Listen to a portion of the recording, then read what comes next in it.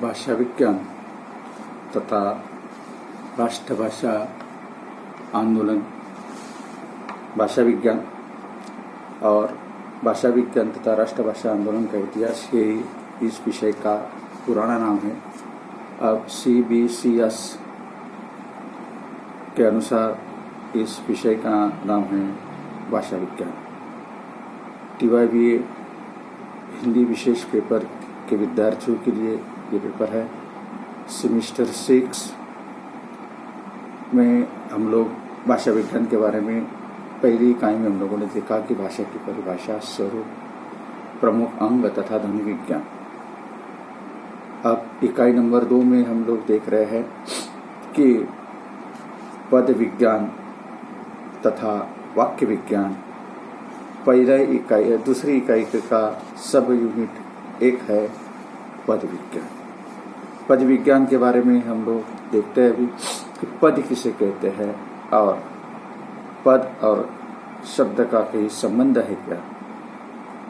शब्द तथा पद उच्चारण की दृष्टि से भाषा की लघुतम इकाई ध्वनि है और सार्थकता की दृष्टि से लघुतम इकाई शब्द।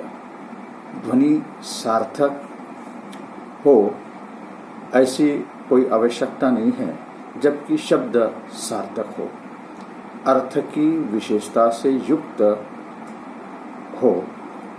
पद विज्ञान पदों के रूप और निर्माण का विवेचन करता है।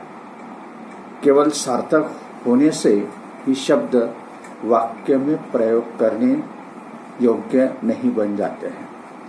उसके मूल शब्द में परिवर्तन करने के अंत तक रही वह वाक्य प्रयुक्त होने की क्षमता से अलंकृत होता है।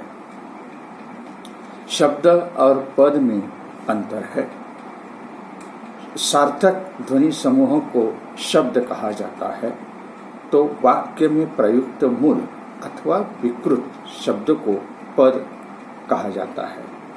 उदाहरण के तौर पर हम देखते हैं कि गाना ये शब्द सार्थक है, लेकिन वाक्य में प्रयोग करते समय गाना रूप ही पर्याप्त नहीं है और उसका अर्थ भी स्पष्ट नहीं होता है। गाना के अनेक अर्थ हो सकते हैं, जैसे गाता है, गा रहा है, गा रहा होगा। केवल शब्द गा है।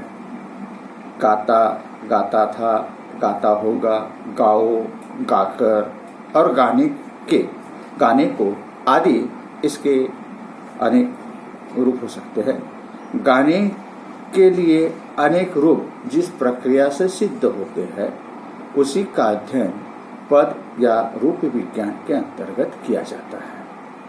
इसी प्रकार तुमने अगर ये शब्द लिया हम लोगों ने, तुम का प्रयोग हो तो उसी के भी अनेक रूप हो जाते हैं, जैसे तुम, तुम्हें, तुमको, तुमसे, तुझे, तुमसे, तुम्हारा आदि।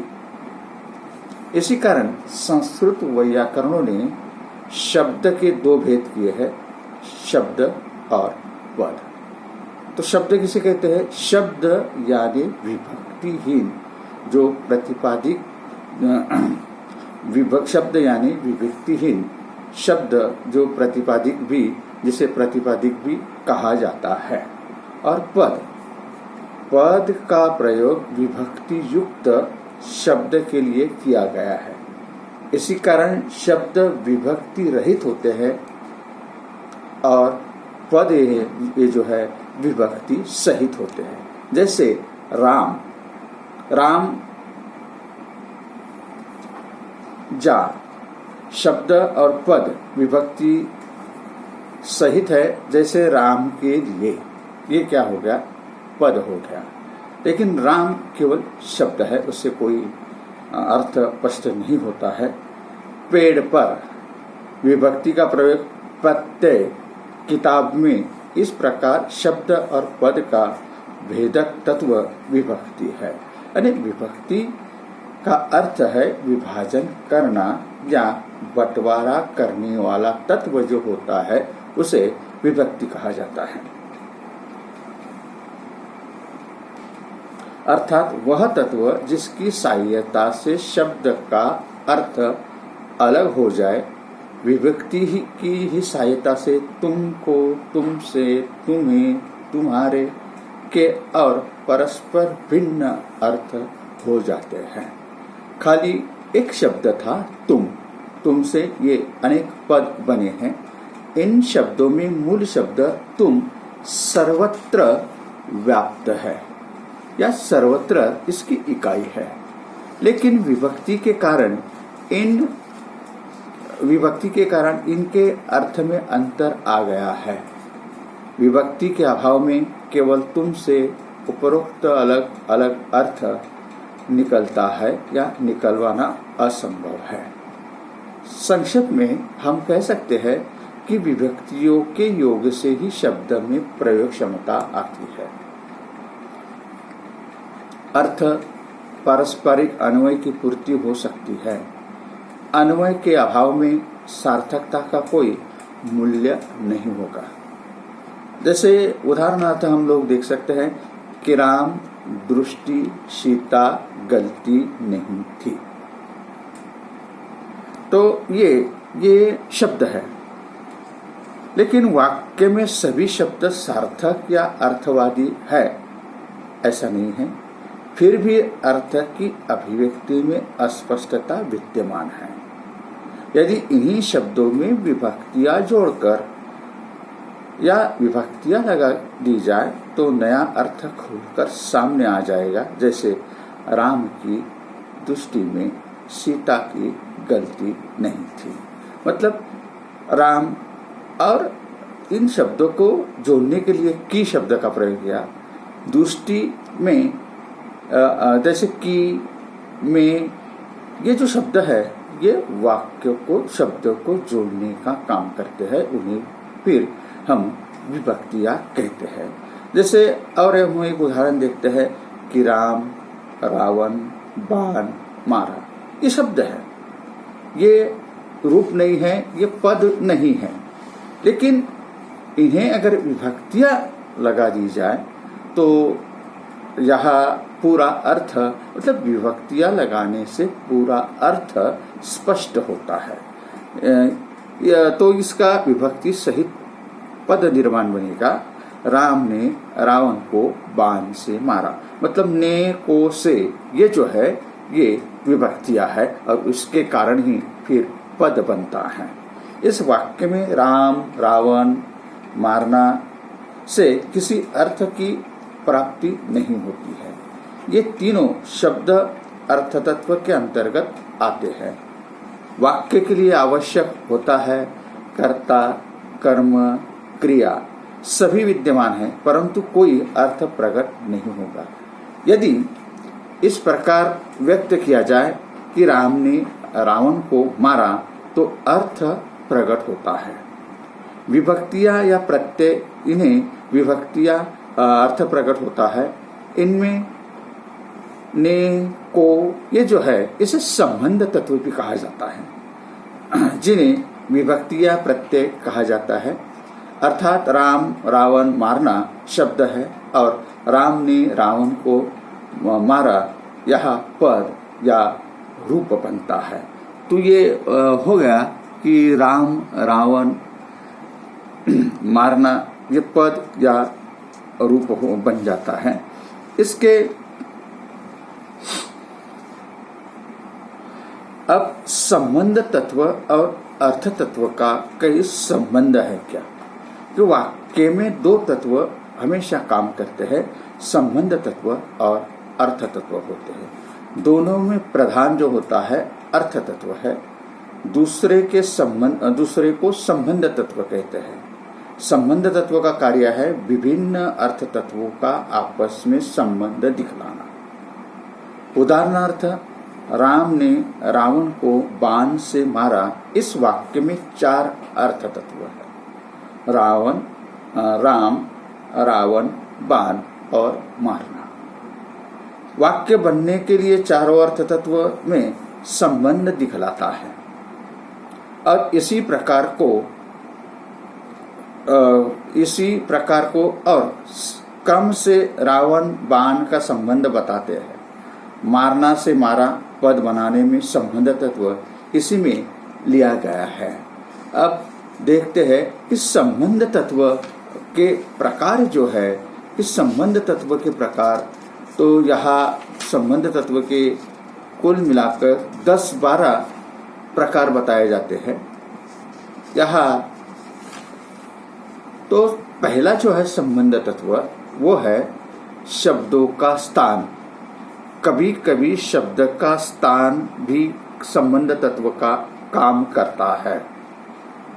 संस्कृत के समासों में प्रायः यह बात देखी जाती है। जैसे उदाहरणार्थ हम देखते राज सदन, राजा का घर, सदन राज, घरों का राजा, अर्थात बहुत अच्छा या बड़ा घर। उदाहरण के तौर पर हमें ग्राम मल्ल, गांव का पहलवान, मतलब मल्ल ग्राम, पहलवानों का गांव। मतलब शब्द कौन से स्थान पर बोला जा रहा है, कहा जा रहा है, ये भी महत्वपूर्ण होता है। हाँ, उपरोक्त उदाहरण में स्थान परिवर्तन से संबंध तत्व में अंतर आ गया है और अर्थ बदल गया है। अंग्रेजी में गोल्ड, मेल, पावर, हाउस ऐसे भी उदाहरण मिलते हैं। हिंदी में राजमहल, डाकघर, माल बाबू ऐसे ही उदाहरण हैं जिनमें स्थान परिवर्तन कर देने से संबंध तत्व और अर्थ तत्व बदल जाते हैं। वाक्यों में भी स्थान से संबंध तत्व स्पष्ट हो जाता है। यह बात चीनी आदि स्थान प्रधान भाषाओं में विशेष रूप से पाई जाती है। जैसे चीनी भाषा का एक उदाहरण है निगोत नी, जिसका हिंदी में अर्थ होता है मैं तुम्हें मारता हूं, और नित्य गो, तू मुझे मारता है। मतलब कौन से यह शब्द का स्थान जो है कि कौन से स्थान पर शब्द का प्रयोग किया जा रहा है। अंग्रेजी में हम कहते हैं मोहन किल राम, मोहन ने राम को मार डाला। राम किल मोहन, राम ने मोहन को मार डाला। हिंदी में अगर हम देखें चावल जल रहा है, मैं चावल खाता हूं। इन वाक्यों में बिना किसी विभक्ति या केवल चावल शब्द है, पर स्थान की विशिष्टता के कारण वह दोनों एक प्रकार का संबंध दिखला रहा है। पहले में वह करता है तो दूसरे में वह कर्म बन जाता है। दूसरा प्रकार है संबंध तत्व का कि शब्दों को ज्यों को तो छोड़ देना या शून्य संबंध तत्व जोड़ना। कि कभी कभी क्या होता है कि शब्द को ज्यों का तो छोड़ दिया जाता है और शून्य संबंध तत्व जोड़ना होता है। कभी कभी कोई भी संबंध तत्व न लगाकर शब्दों को ज्यों का त्यों छोड़ देना भी संबंध तत्व का बोधक होता है। अंग्रेजी में सामान्य वर्तमान में प्रथम पुरुष एक वचन में आई गो का प्रयोग करते हैं तथा सभी बहुवचन में वी गो, यू गो, दे गो में क्रिया को ज्यों को त्यों छोड़ देते हैं। अंग्रेजी में सीप का बहुवचन सीप ही होता है। संस्कृत में संज्ञाएं विद्युत, दधि, विद्या, नदी, श्री आदि भी ऐसे शब्द है कि जिनका अविकृत रूप ही प्रथम एक वचन का बोधक होता है। तीसरा जो आता है स्वतंत्र शब्द। स्वतंत्र शब्द संसार की बहुत सी भाषाओं में स्वतंत्र शब्द भी संबंध तत्व का कार्य करते हैं। हिंदी के सारे परसर्ग या कारक चिन्ह जैसे ने, को, से, पर, में, का, की इसी वर्ग के हैं और उनका काम दो या अधिक शब्दों का वाक्य या वाक्यों या शब्द समूह में संबंध दिखलाना ही होता है। जैसे अंग्रेजी में हम कहते हैं कि टू, फ्रॉम, ऑन, इन आदि भी इसी श्रेणी के शब्द हैं। संस्कृत के ऐसे जो शब्द है स्वतंत्र जो होते हैं, स्वतंत्र शब्द इति आदि एवं तथा आदि ऐसे ही शब्द है। कभी कभी दो स्वतंत्र शब्दों का भी प्रयोग संबंध तत्व के लिए होता है। हिंदी का एक वाक्य अगर हम ले तो कहते हैं अगर पिताजी की नौकरी छूट गई तो मुझे पढ़ाई छोड़ देनी पड़ेगी। इसमें अगर तो इसी प्रकार के शब्द है। हालांकि, मगर, न, जो, यदि, तो, तथा, यद्यपि, तथापि आदि इसी के उदाहरण मिलते हैं। अंग्रेजी में इफ, देन या निदर, नॉर भी इसी श्रेणी के शब्द जिसे स्वतंत्र शब्द कहा जाता है। बाद में ध्वनि प्रतिस्थापन चौथा प्रकार है। इसके अंतर्गत 3 उपभेद किए जा सकते हैं। स्वर प्रतिपादन, व्यंजना प्रतिपादन। स्वर व्यंजना प्रतिपादन केवल स्वरों में परिवर्तन से भी कभी कभी संबंध तत्व प्रकट किया जाता है। अंग्रेजी में सिंग और संग SANG तथा संग SUNG इसी प्रकार बनते हैं। संस्कृत में दशरथ से दशरथी तथा पुत्र से पौत्र या हिंदी में मामा से मामी आदि भी इस श्रेणी के उदाहरण आते हैं। 5वां जो प्रकार है वो है संबंध तत्व के प्रकार का 5वां प्रकार की ध्वनि द्विरावृत्ति। कुछ ध्वनियों की द्विरावृत्ति से भी कभी कभी संबंध तत्व का काम लिया जाता है। यहाँ द्विरावृत्ति मूल शब्द के आदि, मध्य और अंत तीनों स्तरों पर पाई जाती है। लंका की एक बोली में माननेवा का अर्थ होता है चाहता और मानने नेवा वे चाहते हैं। इस प्रकार के ध्वनि द्विरावृत्ति के भी संबंध तत्व के प्रकार दिखाई देते हैं। कभी कभी ध्वनि नियोजन 6वां जो है कि ध्वनि नियोजन ये भी संबंध तत्व का एक प्रकार है। कभी कभी ध्वनियों को घटाकर या निकालकर भी संबंध तत्व का काम लिया जाता है। उसके उदाहरण अधिक नहीं मिलते हैं, लेकिन फ्रांसीसी भाषा के कुछ उदाहरण यहाँ दिए जाते हैं कि उच्चारित सूल पीठ स्त्रीलिंगी शब्द है और लिखित रूप है सूल पीठ, उच्चारित सु पीटी। इस तरह के स्त्रीलिंगी और पुल्लिंगी शब्द फ्रांसीसी भाषा में दिखाई देते हैं। बाद में आदि सर्ग 7वां संबंध तत्व का प्रकार। आदि सर्ग, पूर्व सर्ग या पूर्व प्रत्यय ये भी संबंध तत्व का एक प्रकार होता है।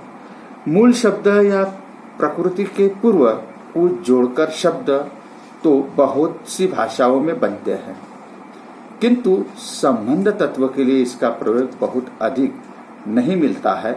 संस्कृत भूतकाल की क्रियाओं में आरंभ में लगाते हैं, जैसे अगच्छता, ये इसका उदाहरण है। 8वां प्रकार का जो संबंध तत्व का जो प्रकार है वो है मध्य सर्ग। मध्य सर्ग कभी कभी संबंध तत्व मूल शब्द के बीच में भी आता है। यह ध्यान देने की बात है कि मूल शब्द और प्रत्यय या उपसर्ग के बीच में यदि संबंध तत्व आए तो उसे सच्चे अर्थ में मध्य सर्ग नहीं कहा जा सकता है।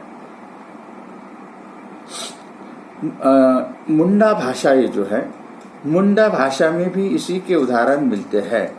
जैसे उदाहरणार्थ हम कहते हैं कि दल मारना, दपल यानी परस्पर मारना, मंजी, मुखिया, मंजसी, मुखिया लोग, इस तरह के इसके उदाहरण मध्य सर्ग में पाए जाते हैं।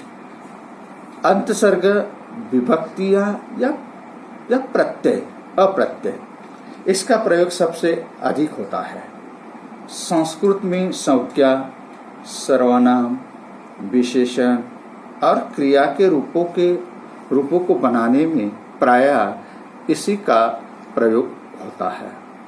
उदाहरण के लिए हम देख सकते हैं कि संस्कृत में रामहा, भोजपुरी में दुबार से दुबरे सप्तमी का प्रयोग है।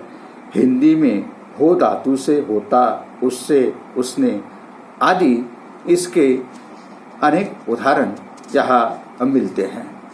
इसके बाद में संबंध तत्व का 10वां प्रकार जो है ध्वनि गुण, बलाघात या स्वराघात। वैसे ये टॉपिक का हमने ध्वनि विज्ञान का अध्ययन करते समय इस टॉपिक पर चर्चा की है, लेकिन फिर भी हम इस टॉपिक पर दोबारा चर्चा करते हैं कि ध्वनि विज्ञान ये जो है भाषा विज्ञान की जिसे आत्मा कहते हैं।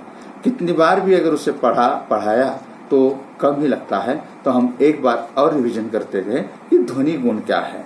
ध्वनि गुण या बलाघात या सुर, ये वैसे अगर देखा जाए तो यह संगीत शास्त्र का विषय है। ध्वनि गुण, बलाघात तथा सुर भी संबंध तत्व में काम करते हैं। सुर या उदाहरण चीनी तथा अफ्रीका भाषाओं में भी मिलता है। अफ्रीका की कुल भाषा से एक उदाहरण लिया जा सकता है। उनमें मिखत यदि एक सुर में कहा जाए तो अर्थ होगा मैं मार डालूंगा। उनमें मिखत, तो इसका अर्थ होता है कि मैं मार डालूंगा। पर यदि त का सुर ऊंचा हो तो अर्थ होगा मैं नहीं मारूंगा। उन्मित मिखत, त पर अगर जोर दिया जाए तो उसका अर्थ होगा मैं नहीं मारूंगा। मतलब उच्चारण के आधार पर भी शब्द का अर्थ अवलंबित होता है। और बलाघात तथा स्वराघात का संस्कृत तथा ग्रीक में भी काफी महत्वपूर्ण स्थान रहा है। ग्रीक का एक उदाहरण लिया जा सकता है, पुत्रोक्त। यदि पहले ओ पर स्वराघात हो तो अर्थ होगा पिता द्वारा मारा गया। पर यदि दूसरे ओ पर होगा तो अर्थ होगा पिता को मारने वाला। तो इस तरह से ये पद या रूप विज्ञान जो है ये भाषा विज्ञान का एक भाग आता है, जिसके अंदर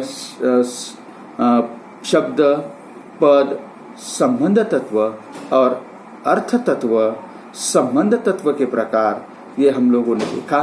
और ये छोटा सा टॉपिक था, इकाई नंबर 2 का भाग 1। इसके अंतर्गत हमने इस प्रकरण के बारे में देखा।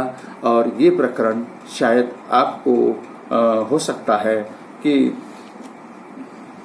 थोड़ा समझने में मुश्किल है, लेकिन ये सिलेबस में है, पाठ्यक्रम में है, तो आप लोगों को इसके बारे में इसके लिए अध्ययन करना बहुत आवश्यक हो जाएगा। तो आप लोगों को ये सुविधा के लिए मैंने ये वीडियो दिया हुआ है।